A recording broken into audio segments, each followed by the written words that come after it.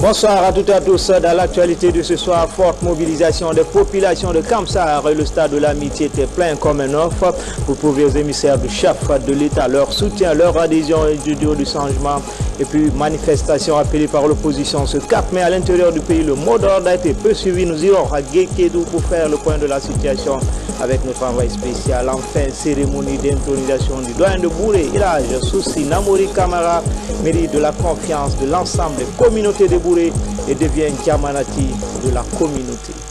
Voilà pour les titres. Encore une fois, bonsoir. Dans l'actualité, manifestation de l'opposition ce lundi. La situation s'est enflammée sur la route Le Prince. La gendarmerie nationale déployée sur le terrain a veillé au maintien d'ordre. Au total, 22 manifestants ont été interpellés pour violence sur les forces de sécurité et 12 gendarmes blessés. Le point de la situation, c'est avec Alia Kamara. Le grand rond-point de Bambetou, incroyablement désert ce lundi. Les manifestants ont bloqué la circulation et empêché le petit commerce. Les rares citoyens qui se sont aventurés sur l'axe Le Prince ont payé de leurs biens. Des véhicules calcinés, de l'huile de vidange déversée sur le goudron pour détruire le réseau routier. Loin devant, à Koza, la gendarmerie tente de libérer la route. Plusieurs barrières érigées par les manifestants et des pneus brûlés à ciel ouvert. 6 unités de gendarmerie mobile sillonnent les positions des points de contrôle et leur donnent des consignes de ne pas user de violence, mais de veiller à libérer le passage. Début après-midi, après plusieurs heures d'hostilité et de jets de cailloux, certains manifestants épuisés commencent à prendre conscience. Pour la paix maintenant, vraiment, on est fatigué, on a faim. Ce que nous nous voulons, vraiment, on a marre de cette bagaille maintenant. Il faut s'entendre maintenant, donc aller sur la table de négociation. Une prise de conscience qui intervient un peu tard, après que 18 agents de maintien d'ordre ont fait les frais de leur colère. Certains gendarmes sont même victimes de fractures et sont transportés d'urgence à l'unité hospitalière du camp Samori. Oui, du moment qu'ils sont blessés sur le terrain, on a déjà une équipe du service de santé de la gendarmerie nationale qui les a récupérés et les a amenés. Vous avez vu vous-même, on était avec le chef de santé des armées qui nous a bien accueillis d'ailleurs. Vous avez vu l'état dans lequel les gendarmes ont été accueillis. Donc pour le moment, ça se passe très bien. Ils sont en train de les diagnostiquer. Après, on verra ce que ça va donner. Côté manifestants, 22 ont été interpellés, surpris en flagrant délit de jet de projectiles et de vandalisme sur les infrastructures routières.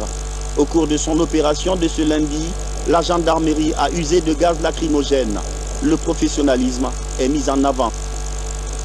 Le rapport de la police, c'est juste quelques instants dans cette édition d'information. Justement, à ce jour de manifestation appelée par l'opposition dans le sud du pays, plus précisément à Guéguédou, les femmes, comme à l'accoutumée, ont pris d'assaut les grands marchés de la ville et l'administration a fonctionné comme d'habitude. Seuls quelques boutiques et magasins ont mis la clé sous la porte. On fait le point tout de suite avec Ablaï Ninguelan Diallo.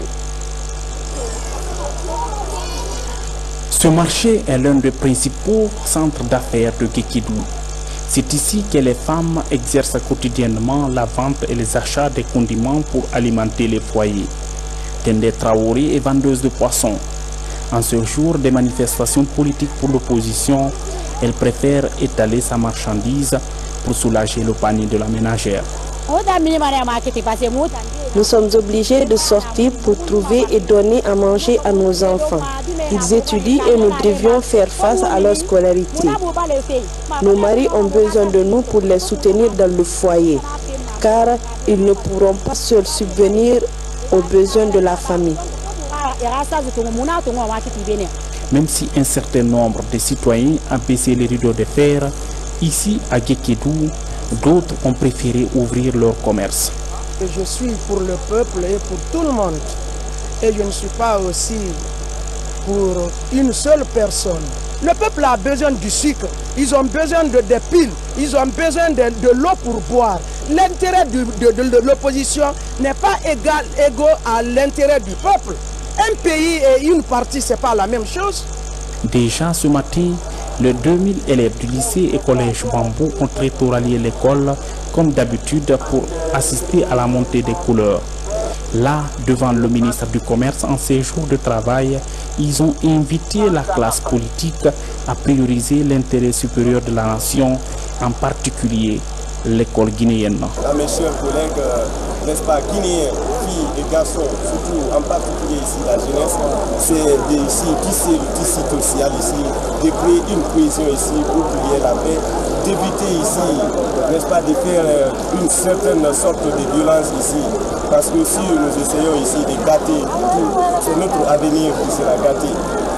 Pour bon nombre de citoyens de Guékédou, la Guinée a désormais besoin de la quiétude sociale et du développement. Surtout quand on sait qu'elle a été frappée depuis plus d'1 an par l'épidémie d'Ebola qui a endeuillé plus de 2000 familles. Et puis ce décret porte en nomination de préfet. Le président de la République décrète, article 1er, M. Mamadou Sissé, précédemment préfet de Koundara, est nommé préfet de Farana.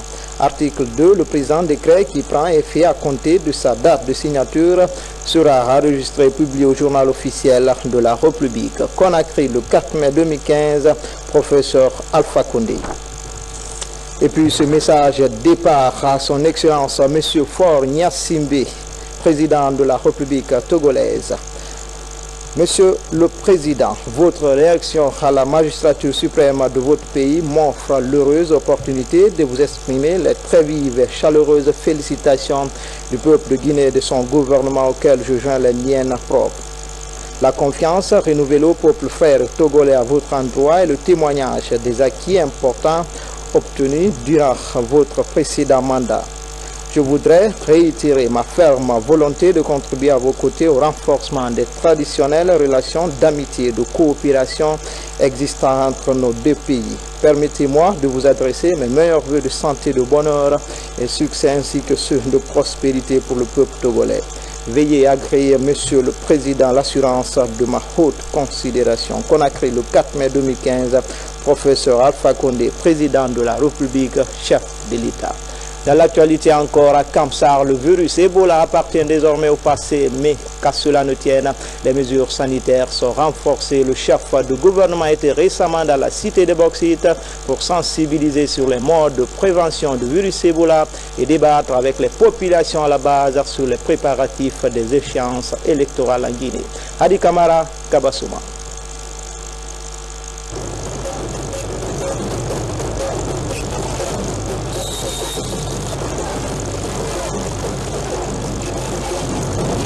Kamsar, une des sous-préfectures de la préfecture de Boké qui abrite la compagnie des bauxites de Guinée, CBG, depuis un demi-siècle.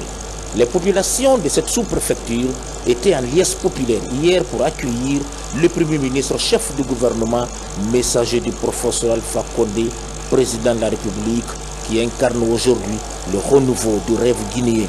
C'est pourquoi tout Kamsar est sorti, animé d'une seule ambition, celle de faire de la Guinée un véritable centre d'impulsion de la promotion sociale et de la croissance économique. Nous n'avons pas de problème à Kamsar ici.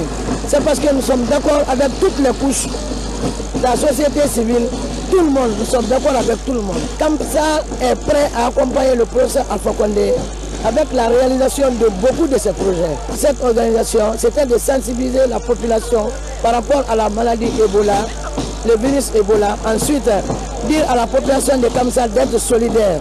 Le problème qui les assaille, c'est le problème de route, d'eau, d'électricité. Alors la population a été très contente. Moi, j'ai été satisfaite. Nous avons parcouru plusieurs préfectures. Mais la mobilisation de Kamsar,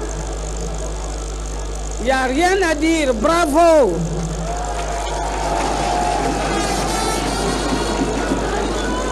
Avec cette mobilisation, nous pouvons espérer que le président Alpha Condé va gagner Kamsar.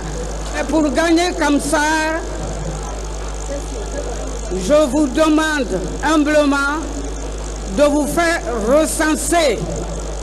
Le recensement a commencé. Il faut que chacun aille se faire recenser. La personne qui ne se fait pas recenser ne peut pas voter. Alors, il faut vous faire recenser. Mais rapidement, n'attendez pas qu'à la dernière minute pour aller vous faire recenser. Avec cette démographie galopante, les besoins sociaux de ces populations deviennent de plus en plus pressants. C'est pourquoi la présence de Mohamed Seydou Fofana sonne comme un signe d'espoir pour Kamsar et au-delà pour toute la région administrative de Boké, réputée pour ses terres fertiles, donc atout majeur pour la région de bénéficier de certains projets et de programmes de développement agricole. À cette tribune, le Premier ministre a insisté surtout sur la lutte contre la fièvre hémorragique à virus Ebola, les dispositions pratiques à prendre en vue de circonscrire définitivement cette épidémie dans le pays, ce qui va permettre au gouvernement de relancer ses activités économiques et financières en direction des populations à la base. De cette forte mobilisation, c'est l'adhésion des populations de Kamsar au programme du chef de l'État. Nous sommes réconfortés de constater que les choses ont évolué. Alors, naturellement, il y a des problèmes ici auxquels il faut s'attaquer. Les populations m'ont chargé de transmettre au chef de l'État leur soutien, mais ils m'ont en même temps demandé de lui transmettre des doléances que sont l'accès à l'eau et à l'électricité. Je crois que c'est un problème capital. Nous avons promis que le gouvernement va se pencher sur cette question. Mais le rassemblement d'aujourd'hui me réconforte. J'en profite pour remercier au nom du chef de l'État les populations, hommes, femmes, jeunes de Kamsar, les autorités à tous les niveaux, et surtout le fait que depuis ce matin jusqu'à 15h à 7h tardive, les populations sont mobilisées. Et rien ne peut faire ça sauf l'amour qu'ils ont pour le chef de l'État.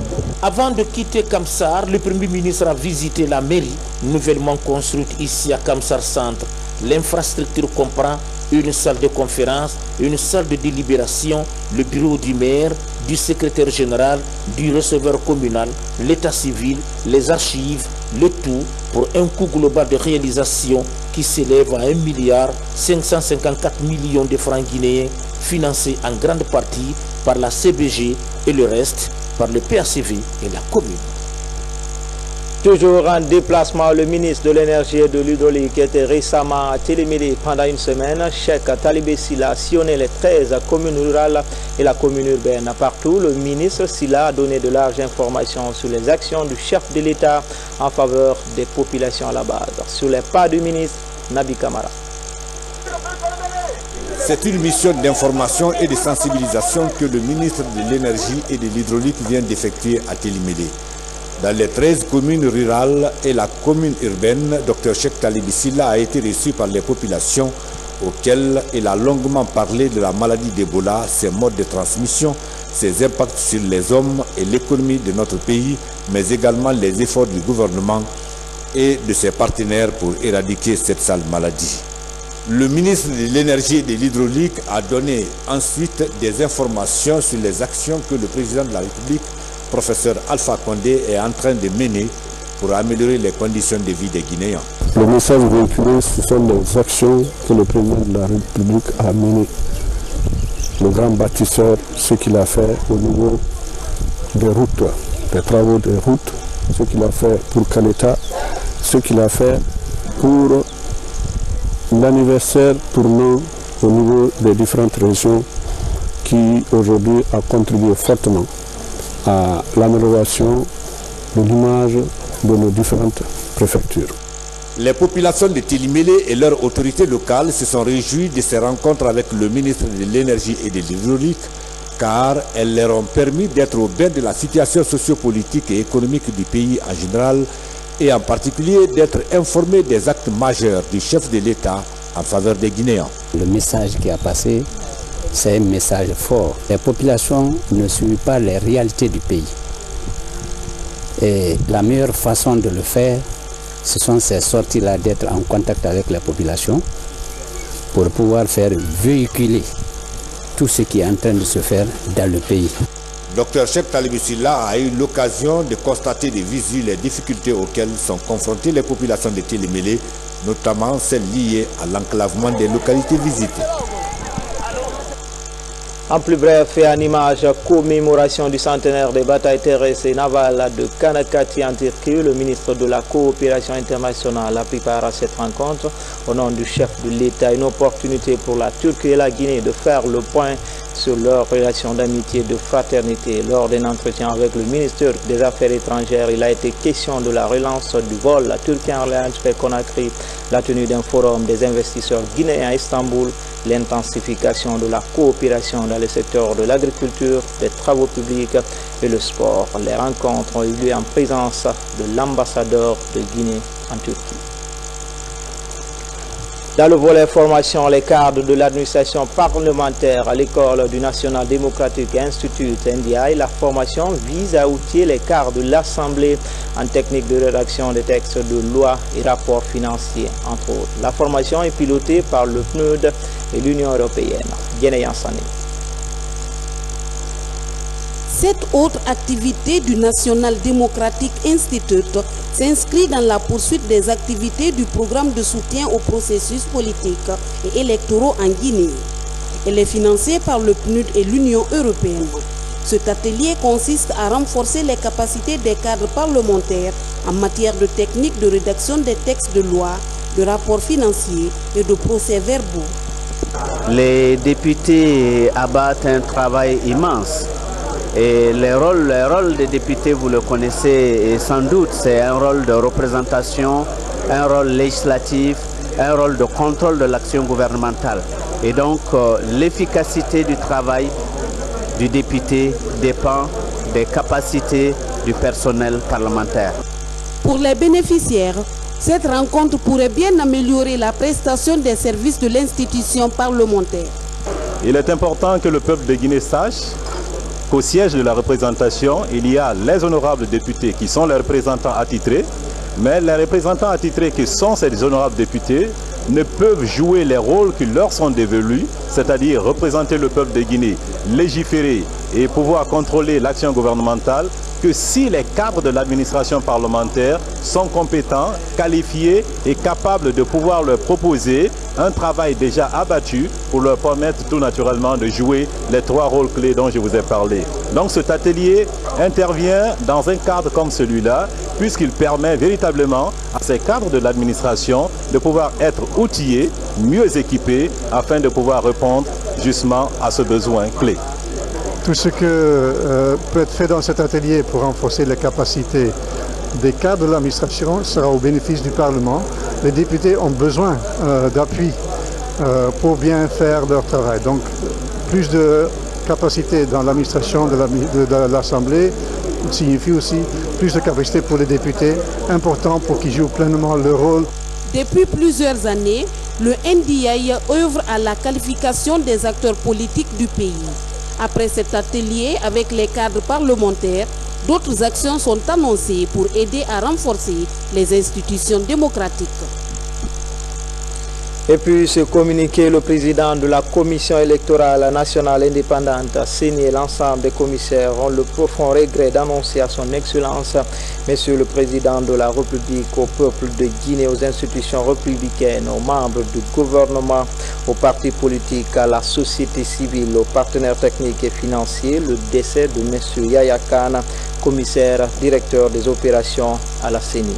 Décès survenu ce lundi 4 mai 2015 à 7h à Paris des suites de maladie. À cette douloureuse occasion, le président de la CENI et l'ensemble des commissaires présentent leurs sincères condoléances à son Excellence, Monsieur le Président de la République de Guinée, à la famille éplorée et à tous les proches du défunt. À cet effet, un livre de condoléances est ouvert à la CENI. Le programme des obsèques fera l'objet d'une communication ultérieure. Le président de la CENI, Bakary Fofana. On prend la direction de Mamou où les travaux d'aménagement de la nouvelle gare routière de cette ville vont bon train en visite de travail dans la région. Le ministre des Guinéens de l'étranger est allé s'enquérir de l'état d'avancement des travaux. Voici le constat de notre reporter, de notre envoyé spécial à Mamou, Algassi Mouba. Nous sommes dans le quartier Pétel 2 en haute banlieue de Mamou. Sur cet espace sera construite la nouvelle gare routière de la ville. Les travaux de construction de ce chantier sont confiés à l'entreprise Wouré Construction pour un délai d'exécution d'environ 5 mois. Nous avons commencé il y a 5 jours. Nous avons une idée de finir le contrat d'ici le délai normal. Parce que l'entreprise fonctionne très bien, nous avons des machines normales. Les conducteurs sont là, bien préparés. Nous n'avons pas eu tellement de difficultés par rapport aux cohabitants d'ici et que tout va très bien. Cette gare routière fait partie du premier lot de construction des infrastructures entamées à l'occasion du 56e anniversaire de l'indépendance. Compte tenu de l'incompréhension entre la commune urbaine de Mamou et le ministère de l'Environnement. Le premier site qui a été choisi, selon l'environnement, n'était pas approprié pour l'implantation de la gravature. C'est pour cela que vous comprendrez que ce projet est aujourd'hui parmi les derniers des projets à réaliser dans la préfecture de Mamou. La délocalisation de la gare routière qui est située en plein centre-ville va faciliter la fluidité de la circulation dans la ville Carrefour. Comme annoncé dans les titres, dans le Bouré, le doyen ou le Diamanati vient d'être installé. Son nom est Elhadj Sossi Namori Camara. Il succède ainsi à feu Elhadj Tasso Camara. La cérémonie d'intronisation du nouveau patriarche a drainé du monde. Une manière pour les différentes communautés de Sigiri de porter leur confiance au nouveau doyen de la cité. RTG Kankan, Elhadj Fodé Bangali Fofana. L'intronisation du doyen de Bouré, le patriarche ou le Diamanati de Bouré, le village de Balato qui a accueilli l'événement a fait le plein pour la circonstance.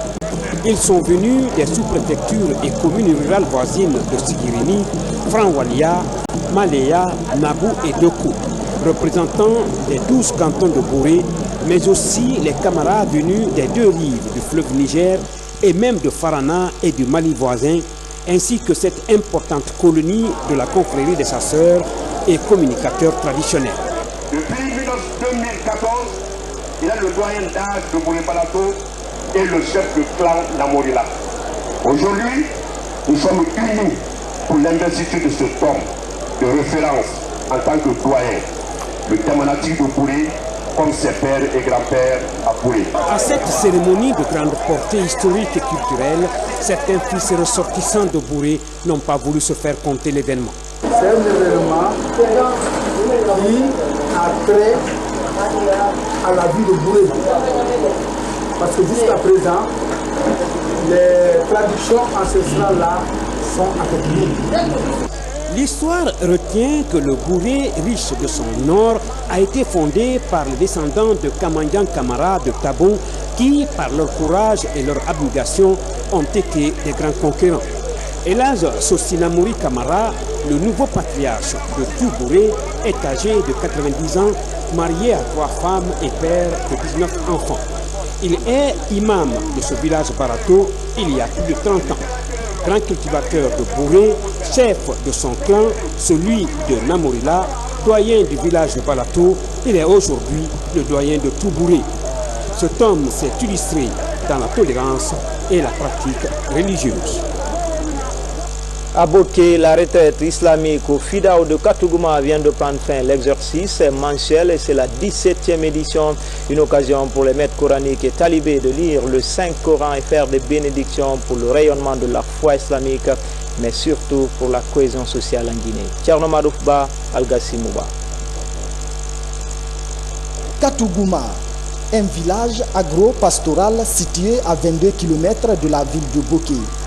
C'est ici que s'ouvre la 17e édition du Fidaou ou retraite islamique de la localité. Un événement marqué par une forte utilisation du chapelet ponctué des cantiques religieux. La prière est à l'honneur et les grands érudits ont rivalisé dans la lecture du Coran. On a fait istighfar, on a fait kalmat shahada, on est sur le site disparus qui sont là, les anciennes qui sont au village de Katouguma, et tous les fidèles musulmans qui sont en Guinée. On a prié pour le président et son gouvernement aujourd'hui. On est très content pour lui aujourd'hui, ce qu'il a fait, ce qu'on a vu à Karouma ici aujourd'hui. On est très content pour ça. Dieu nous a accompagné à son politique. Venus de la Guinée-Bissau, du Sénégal, du Mali, de la Mauritanie et de Conakry, ils sont des milliers à prendre part à cette rencontre islamique annuelle. C'est ma première fois d'être là. J'entendais seulement par le dit de mes parents que franchement mon village est un village très très religieux. Cela m'a beaucoup motivé. Je dis que quand je viens là, ça va mettre en plus de ma religion. Ça me dit quelque chose parce que chaque année, bien avant que l'année prochaine n'arrive, je souhaite, Inch'Allah, si tout va bien, si j'ai la longévité, d'être là. 41 jours durant, ces fidèles ont lu 111 fois le livre saint. Ils espèrent revenir l'année prochaine avec plus d'engagement et de dévotion à l'islam. À Conakry, l'association des jeunes pour le développement de Palaga, un district de Pita, vient de renouveler son bureau exécutif. L'ancien président a été réélu dans un scrutin au suffrage universel. Un succès assuré grâce à ses performances durant le premier mandat. Habib Kiama, Zézé Guilavouki. D'un côté, des isoloirs, de l'autre, ce bureau de vote très équipé.